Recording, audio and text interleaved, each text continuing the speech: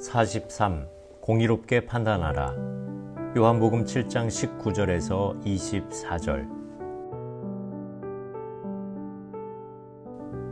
모세가 너희에게 율법을 주지 아니하였느냐? 너희 중에 율법을 지키는 자가 없도다. 너희가 어찌하여 나를 죽이려 하느냐? 무리가 대답하되 당신은 귀신이 들렸도다. 누가 당신을 죽이려 하나이까? 예수께서 대답하여 이르시되 내가 한 가지 일을 행하매 너희가 다 이로 말미암아 이상히 여기는도다. 모세가 너희에게 할례를 행했으니 그러나 할례는 모세에게서 난 것이 아니요 조상들에게서 난 것이라. 그러므로 너희가 안식일에도 사람에게 할례를 행하느니라. 모세의 율법을 범하지 아니하려고 사람이 안식일에도 할례를 받는 일이 있거든 내가 안식일에 사람의 전신을 건전하게 한 것으로 너희가 내게 노여워하느냐? 외모로 판단하지 말고 공의롭게 판단하라 하시니라. 유대인들이 모세의 율법을 받았다고 자랑하고 자신들은 율법을 잘 지키고 있다고 말하지만 예수님께서 보시기에 그들은 율법을 제대로 지키는 자가 아닙니다. 예수님을 죽이려고 하는 것만 보아도 알 수 있습니다. 원래 율법은 죽이는 것이 아니라 살리는 것입니다. 예수님은 율법을 주신 분이기 때문에 율법의 정신을 잘 알고 있습니다. 율법의 정신은 사람을 살리고 구원하는 데 있습니다. 그들은 살리는 율법을 가지고 사람을 판단하고 죽이는 율법을 만들었습니다. 율법의 원래 정신은 사랑과 생명인데 사랑과 생명을 베푸는 사역을 하시는 예수님을 유대인들은 죽이려 듭니다. 예수님을 모함하고 죽이려고 계획하는 것은 율법을 제대로 이해하고 지키는 사람이 아닙니다. 십계명에도 살인하지 말라고 하지 않았습니까? 무리들은 이렇게 말씀하시는 예수님께 당신은 귀신이 들렸다고 합니다. 그러면서 죽일 음모를 부인합니다. 그러나 25절에 보면 예수님을 죽이려는 그들의 의도가 금방 드러납니다. 그들이 예수님을 죽이려는 것은 안식일에 38년 된 병자를 고쳤다는 것 때문입니다.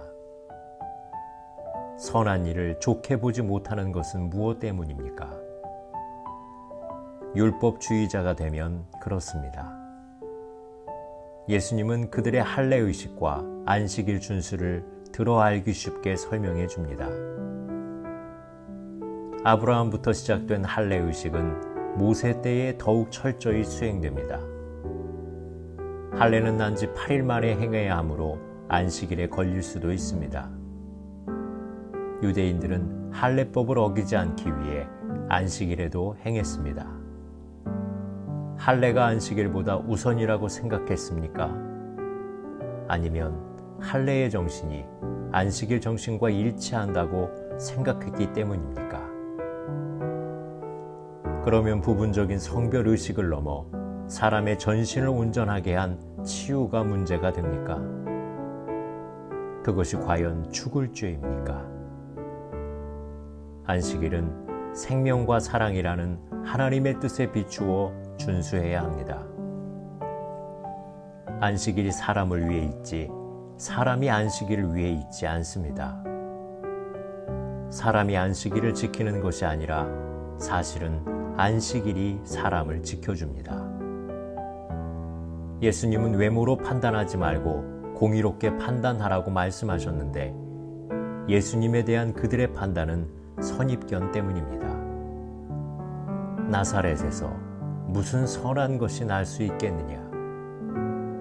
사람들을 미혹하기 위한 것이 아니냐라는 전제에서 보니 예수님의 사역이 모두 정죄됩니다.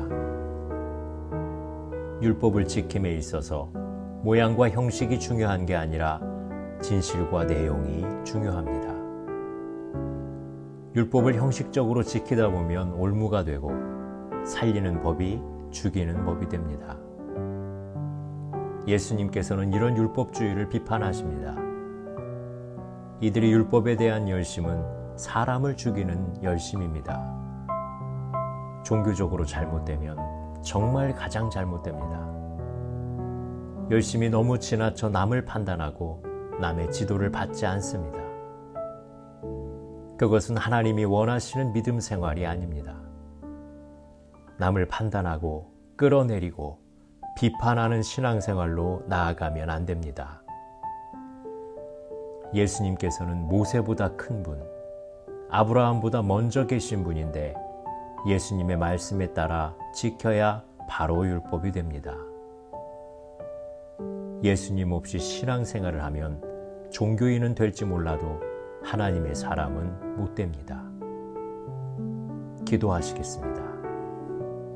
하나님, 감성이 메말라 있는 종교인이 되지 않도록 말씀으로 늘 깨우쳐 주시고 생명과 사랑의 말씀을 실천하고 전하는 사람이 되게 해 주소서. 예수님 이름으로 기도드립니다. 아멘.